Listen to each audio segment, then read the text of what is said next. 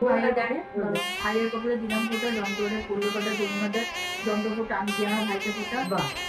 যন্ত্র যতদিন থাকবে ভাই আমার ভাই যতদিন পিছন দিকে ঘুরে এরকম করে দই ফোটা দিয়েছো বাবু একটা?